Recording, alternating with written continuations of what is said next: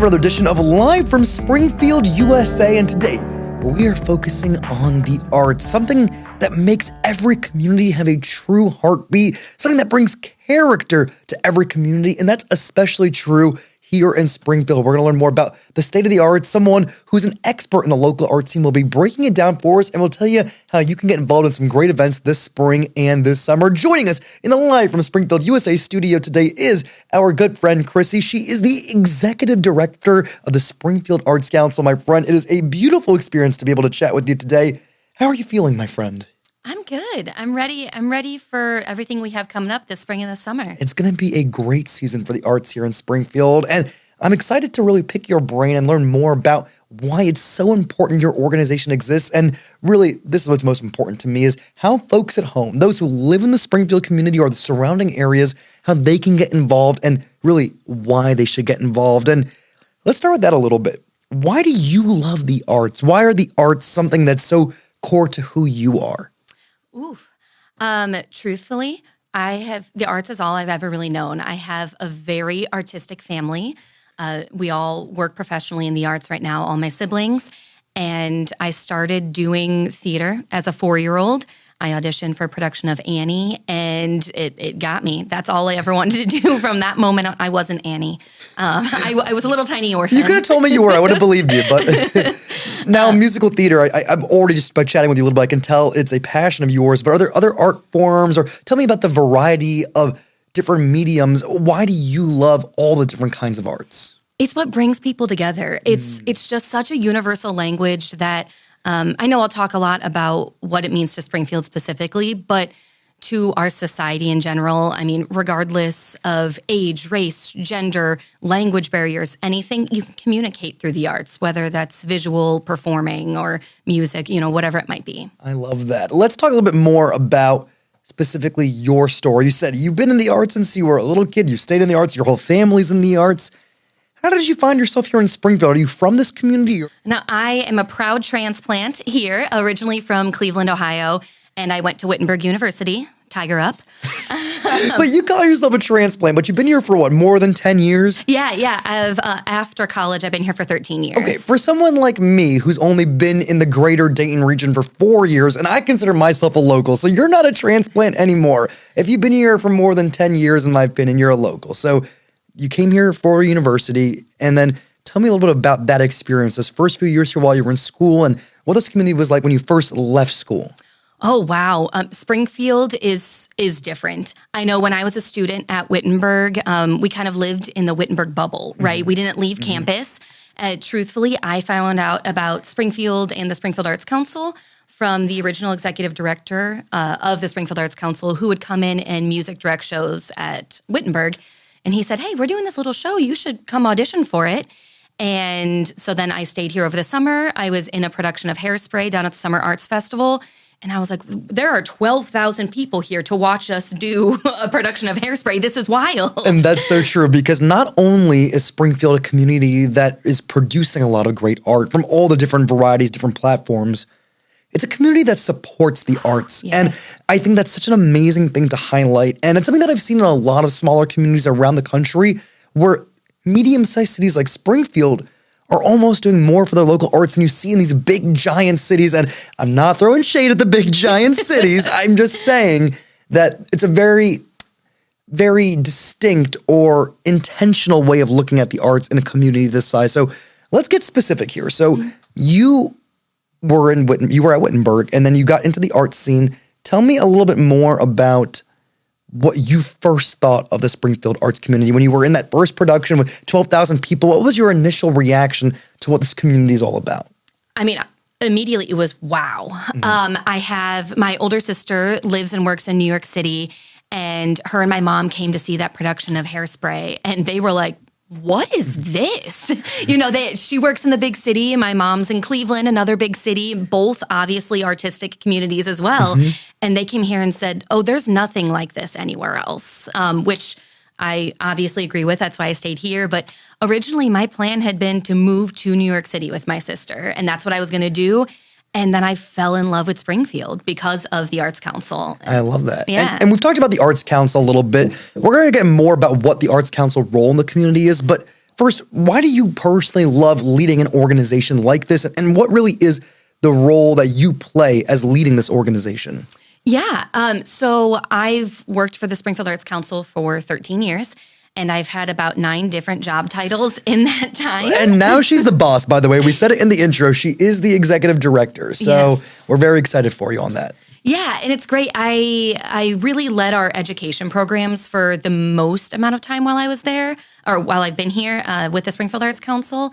But through all the different jobs that I've had, I've really found that I think the Springfield Arts Council does a great job at the programming and being a part of the community, but so many people just don't know about it, you know? So as executive director, that's been my main push is how can I go and make sure people are aware this is what we're doing, and Springfield is the only place that's doing some of these things, and that's a big deal. Well, I think it's time we get really specific about it because we talked a little bit about your personal journey, how that's brought you along and tied you into this community, this arts community, and why you love being a part of this arts council. But let's talk about what this council really does and why this year is a huge year for you guys. So why is the number 60 a big number this year? Yes, it is the 60th anniversary of our Summer Arts Festival, which many people don't know this. It is the longest running admission-free festival in the country. Well, tell me more. 60 years of a Summer Arts Festival. Give me the backstory. Obviously, neither you nor I were around when it first started, but do we know what those early days of the festival were like? Yeah. So Chris Moore, who was the original executive director of the Springfield Arts Council, started this actually with the Springfield Symphony, which is an organization that we still partner with today, and one of our other oldest partners, the National Trail Parks and Recreation District, let Chris Moore host this festival with the Springfield Symphony. It was actually out in Snyder Park then, not in Veterans Park where we host it now. But through those partnerships, then we were really able to come alive. And the festival has grown from this tiny little, you can come and see the symphony for free, to now we're doing 5 weeks, and every single night, Wednesday through Sunday, we have a different performer, whether that's a tribute act or a musical or the symphony. This year we have a magician. We've had anything under the sun that you can think of, you've been able to see down at the Summer Arts Festival. And as you said, the festival started small. It's gotten a lot bigger. It's huge. It's multi-weeks now. And of course, it's a great thing to be a part of. Now, I do want to acknowledge, this is true for a lot of Springfield, but even for this festival, over the last 60 years or so, there have been some up years and some down years. We most recently had COVID, which impacted us. There were some other hard years back in the 90s and early 2000s. I mean, what was key to surviving through those difficult years so we are still here thriving 60 years later? Yeah, I mean, COVID, I worked for the Arts Council during COVID. That was hard, obviously, for an organization that what we do is performing arts, and we were told you can't gather people. How do we exist? So the executive director right before me, Tim Rao, was the executive director at that time. And that was his biggest accomplishment, I think, was being able to make us survive and being able to find ways to pivot. He turned our summer that summer into a live streamed festival instead so that people So it still existed. It was a little bit different, but it still existed. And I think that's so important. Now, we've talked about it. I think most people at home are somewhat familiar, but in case anyone isn't, let's break it down very succinctly. What exactly is the Summer Arts Festival? So say I have no idea what this is. I walk into the festival. What am I going to see? What am I going to hear? What am I experiencing? The best thing in the whole world is what you're going to experience. It is admission free. So people can start putting out their lawn chairs at 6 a.m. Love it. And they do. Let me tell you, people are lining up at 5:30. And you can put down a lawn chair, a blanket, or you can just show up when you get there. But for some of those larger nights, some of those 12,000 people nights, if you haven't set your lawn chair out early, you're going to either be way in the back or you're standing, which is fine. We have space for everybody. But you're going to come in and really be able to experience some people from all walks of life. That's my favorite thing about the festival is because it is admission free and it's downtown, which is walkable for so many people. People can come. You know, anybody, there's really no or minimal boundaries. I love how inclusive it is, but from a truly art perspective, what is the showcase all about? You told me there's kind of music, there's theater, there's magicians.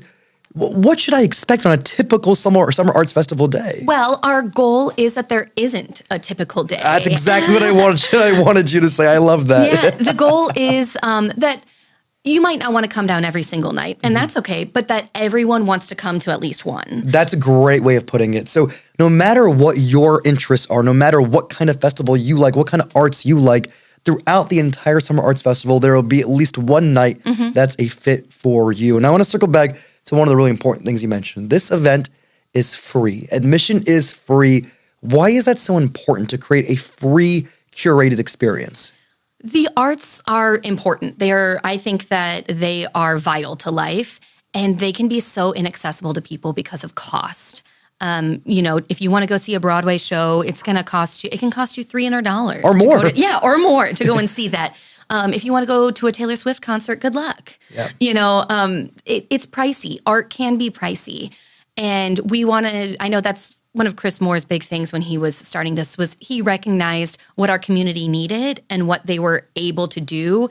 And he just didn't want that to be a boundary for anybody. I love that. And of course, you guys have been able to continue to keep it free, which is so incredible. Thanks to the community, to some of your sponsors, some of just the organizations that have supported you. So really important stuff across the board. And I want to make sure we talk a little bit more about the festival, just some of the logistics, because it's one of the main things you're doing this spring and summer, really into the summer here. What are the dates, the times? What do we need to know if we want to be a part of this festival? So the opening night for the Summer Arts Festival is June 11th, and we open up with our Broadway in the Park production, which is also something that's been happening for 60 years. It's a community theater production, and this year it is Tarzan the musical. So excited about that. We have a flying company coming in to train our Tarzan on how to swing on these bungee vines and stuff. Yeah, they're a Cirque company, actually, that's coming in to help them. But so we have Tarzan kicking off the festival June 11th, and we close on July 11th, which will be with Phil Dirt and the Dozers, which is another tradition of the Summer Arts Festival. Love all of that. Now, a lot of folks at home know you for the Summer Arts Festival. I think it's great. It's incredible. What they don't know is throughout the year, you stay busy because not only are you helping to create and curate arts in the community in lots of ways throughout the year as small other organizations or partner organizations, you're doing a big event this spring coming up pretty soon, just a few weeks from now. So what is this big spring event? Are we going to have a bit of a ragtime? Yeah, we're really excited to do this collaborative project. Love Ragtime in concert is what we're calling it. But we're partnering up with the Clark State Performing Arts Center, with the Springfield Symphony, and a bunch of other collaborators in Springfield. Gary Geist Dance Company, the Clark County Public Library, the Heritage Center, Springfield Museum of Art, and Project Jericho. I love it. So many great partners bringing it to life. Just want to start with a little bit of a rewind, though, because people may not know. First of all, for those who know the name or even those who don't, what is Ragtime and why is it a show that really takes so many different people to bring it to life? Yeah, Ragtime, it's actually a big hit right now on Broadway. Check out the new cast recording if you have an opportunity. But it is a musical that it's about turn of the century in America, and it follows 3 different stories of immigration and a white family in New Rochelle and then a black family in Harlem and what their experiences are at turn of the century in New York, which obviously 3 very, very different experiences. And we thought that this would be really great to do with America 250. Let's celebrate and bring to light. Some of the great things about America is that it's a true melting pot of people from different backgrounds, different ways of looking at the world. And Ragtime is a show that really celebrates that, but also takes a deep dive into it. Big time. And not every part of it is positive. There are some times where people from different backgrounds and cultures can brush up with each other in certain ways. And Ragtime is a musical, at least from the one time I saw it 10 years ago, I know that it really talks about those issues in a way that is still respectful, but real. Absolutely. And I think that's so important that you say with America 250, it's a show that lines up well with that, but also with some of the crossroads we see Springfield in right now. It feels like a very real and a very relevant show. So I think it's incredible that you chose that show. But now I want to talk about the collaborative part, because you could just put on a production of Ragtime. It would be difficult, but you could do it. But you brought in so many other organizations. You're doing this like Ragtime, but on steroids. I mean, what exactly is this show when we say this big spring Ragtime production? Yeah, so it actually came about, Dr. Blondin, who's the president of Clark State College currently, is retiring. and she wanted to make sure that we did a show in the Kuss Auditorium over the 1,500 seat house that's over there. And all of the arts community, we wanted to be able to give her something special, a farewell. She has done such incredible work in our community over the years that she's been here that we wanted to do something that could be a message that everyone goes home with and thinks, wow. So that's how it all started. And then it just kept making sense to add and add and add. So the Springfield Symphony is handling, obviously, the symphonic music. The Clark State Performing Arts Center has all of our tech under control in the venue space.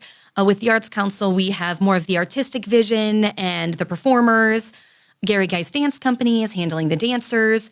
But then we really wanted to bring in, there's history to this. Booker T. Washington is a character. Harry Houdini's a character. There's real people, Henry Ford. So the Heritage Center. People who were important to the history of the United States, history of our region, are shown in this too. Yeah, exactly. Which is just amazing. So we have, there's a big vaudeville connection in the show as well, which anyone who knows Springfield history might know that we were big on the vaudeville circuit.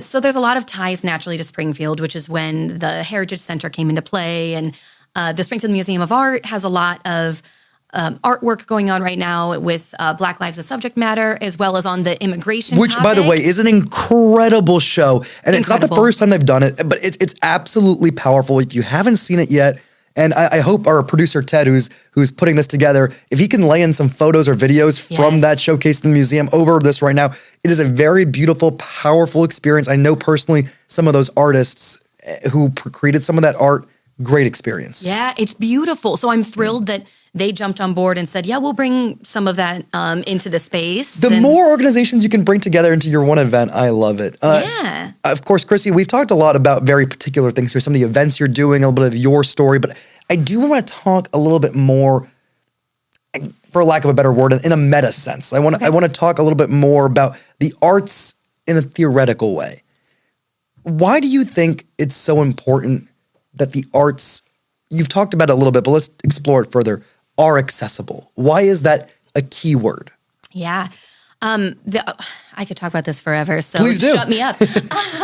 But the arts teach compassion, and the arts teach empathy, and the arts are something that you can experience together, again, without boundary. It doesn't matter if we're the same age, race, gender, from the same socioeconomic background, from the same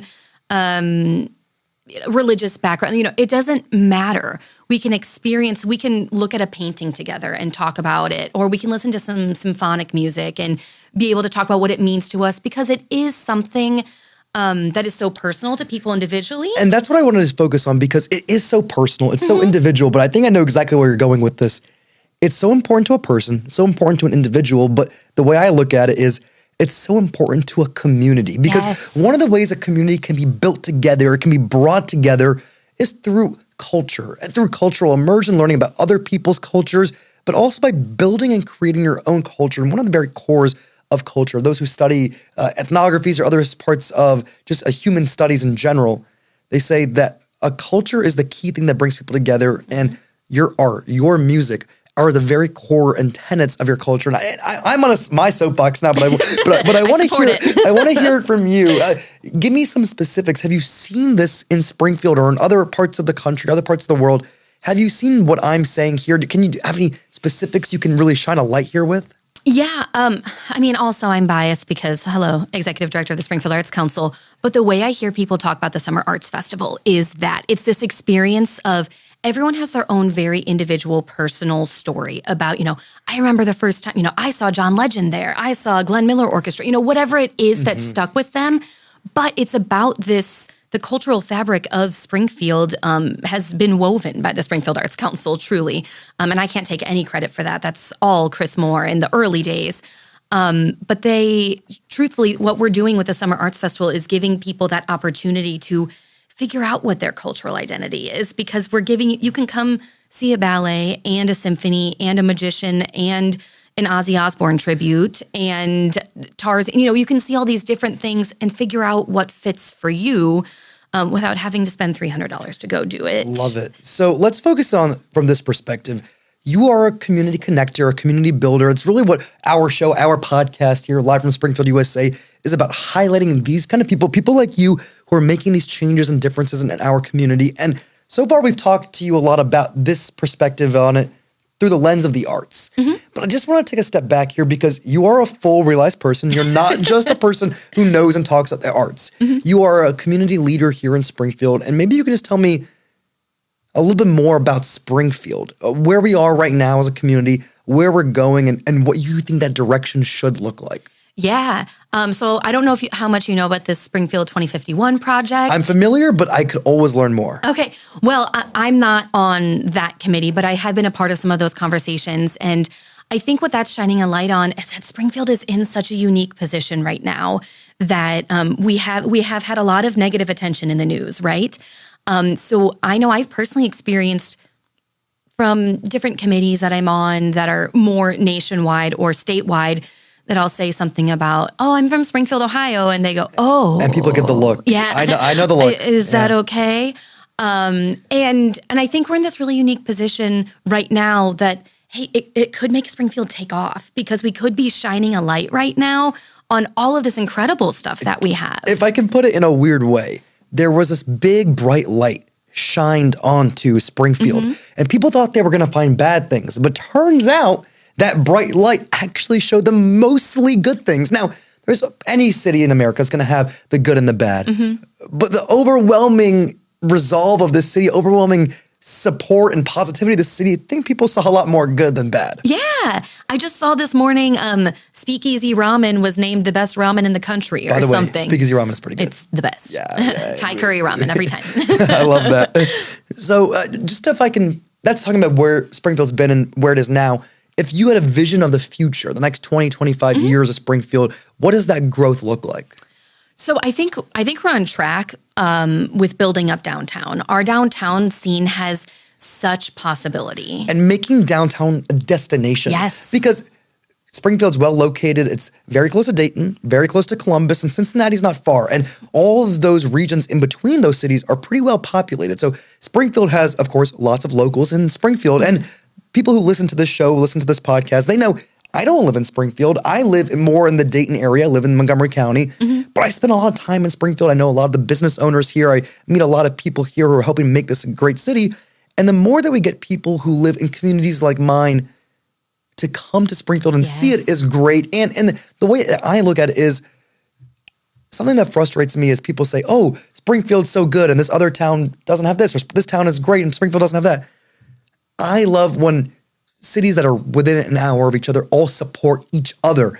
Folks from Miamisburg can come to a great event in Springfield. Folks from Springfield can go to a great event in Miamisburg, and it's building our entire community. Yes. Is the way I see it. Yeah, well, that's actually, it's a big thing that I say right now within the arts organizations and arts community in general, that your sold out show should be a positive thing for me. I shouldn't be angry that you're— Or jealous. Yeah, there's no room for jealousy. No. Like, we should all be celebrating that we have these amazing things in Ohio in general. I absolutely think that. Just wanted to talk a little bit more about your personal journey, kind of circling back to what we started with. So you're in this leadership role now. What are some things that you wish you would have known before taking this role? Or maybe even, if I could frame that question in a slightly different way, advice you'd give to other people who are maybe 5-10 years behind you in their career but want to emulate a path that you've taken? Yeah. I am so fortunate in the position that I'm in that I worked here for 13 years, and it just kind of became a natural progression for me to take over this executive director role.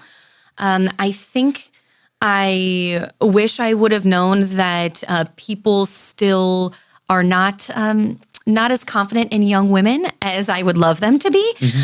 But what I would love to be able to tell other young women who want to be in a leadership role is to ignore that and just keep doing it. Do your thing. Yeah, just do your thing. Love that. Because it is, we have some really strong women, especially in our community. And I hope that other young women see young women in leadership roles, or women in leadership roles in general, and feel empowered by that instead of afraid of that. We've talked a lot about the impact of the Springfield Arts Council, and I want to talk about it one more time, but I want to frame the question in what might be a little bit of a weird way, so don't hate me at first. Say if I waved a magic wand and tomorrow we wake up and the Springfield Arts Council is gone, is not here anymore. For you, you immediately know how big of a deal that is, but maybe not everybody in this community does. What does this community lose if we lose the Arts Council? Yeah. Truthfully, this is something that we are talking about right now. Just the arts are, they're strong, but uncertain sometimes, and looking at partnerships that we have, and we know we rely on our partnerships a lot and our funding a lot. So we think about, well, if that didn't happen, what would that do, right? And truthfully, the Springfield Arts Council and the Summer Arts Festival have been around for 60 years. Which is a huge milestone. That's so many years. And I think there are so many people in Springfield that, I mean, they can't even say like, oh, I remember the first Summer Arts Festival, right? Because it just always existed for them. So I don't think people fully understand the impact that would have right now. Because we also, not just with our Summer Arts Festival, but also with our arts education programs and with our Showtime series that we have, we are the first introduction to the arts for the majority of Springfield in some capacity. A lot of the kids, but not just kids. Not just kids, right.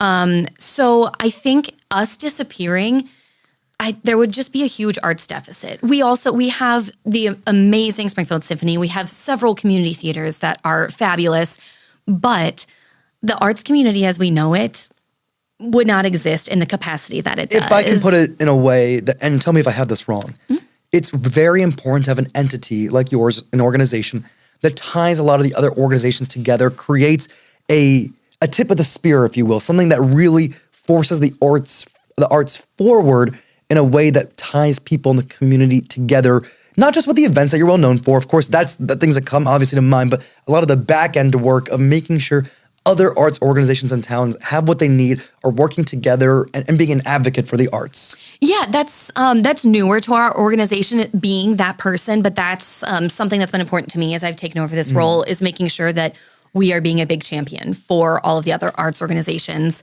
And yeah, so I think us disappearing, I mean, arts education, I can advocate for forever and ever and ever. You'll have to pull me out of here. But it teaches empathy and human connection. And I mean, you and I sitting here right now, this is art. People might not realize that, but it is. This is, people don't realize that the entertainment that they take in every single day, it comes from the musical that they're doing in the elementary schools. You know, that's how people find that spark to want to be. The TikTok you watched about someone doing a silly prank, that person who produced it might have been inspired by something that they did as a kid to be creative in that way. Yeah. I've got two last things I wanted just to chat about before we wrap things up. One of them, another similar question to what we talked about, but pointed in a different way. For those who don't live in Springfield, why should they come visit Springfield this summer to see your big festival? At least one of the nights, one of the weeks. Why should they come and experience it? So something I'm excited about that we're doing to celebrate 60 years is these decade evenings. So we're having a night celebrating the 60s, celebrating the 70s, celebrating the 80s, 90s, early 2000s. And I think that's really giving us, like I said, we want somebody to want to come at least once, right? You might not want to come personally, I want to come every night, but 80s night sounds like a good time. 80s night, that's going to be a Queen tribute. I love that. Okay. Yeah. Where I need to get my calendar out. I need to mark that out right now. But we're finding these fun parties. It's not just a show. It's about an experience. We're giving, and I want people to come and be able to experience Springfield for what Springfield actually is. And you can come down and, grab. Our beer at the concession stand is only $6. Accessible. It's accessible, and the food's accessible. Come down, sit in your lawn chair. We do pass the hat at intermission, so we do hope that people will throw in some money for that to help us out. But if they can't afford it, they don't have to. Exactly. Yeah.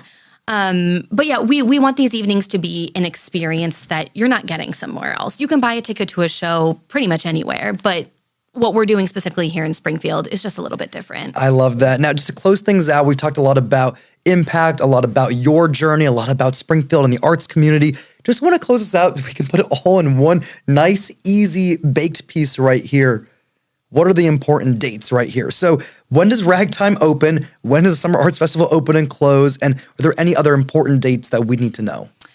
So we have Ragtime on May 2nd and 3rd, which will be at the Clark State Performing Arts Center in Kuss Auditorium, which is free. You have to. I didn't realize that one was free either. Yes. Wow. Yeah. That was something the partner organizations, we came together and we thought this message and this show and this collaboration is important for our whole community to see. So you do have to reserve tickets, but they are completely free. Then we have the Summer Arts Festival opening on June 11th, closing on July 11th. And it's 4 days a week during that time? It's Wednesday through Sunday. 5 days a week. Mm-hmm. Wait, is my math good here? Wednesday, Thursday, Friday, Saturday. Five days. Okay, I think it's 5, but let me double check. We're two arts people here we're using our fingers to count. My major's in theater, not math. Okay, and then any other nights you want us to know about? Oh, we do have on May 29th, we're doing a kickoff to the Summer Arts Festival, to the 60th anniversary. We're really celebrating Tim Rao, the previous executive director to me, to kick us off and thank everybody who has been a part of getting us here to those 60 years. And very last thing, if anyone wants to learn more about your organization, your schedule, or the arts in our community in general, what's a good online resource? Get to springfieldartscouncil.org. We have information there, or follow us on Facebook. We have a lot of information on our Facebook page. My friend, it was a great pleasure to have this conversation. I know you and I have met in passing before, chit-chatted before, but this is our first time really getting to know each other, and what a beautiful topic it was, talking all about the arts. I really appreciate your time. Yeah, thank you so much. And my friends, thank you so much for following along for another episode of Live from Springfield, USA. Of course, follow this page on Facebook, Instagram, wherever you're watching it for more updates about things happening in your community. Those details will continue to come throughout the years and months ahead.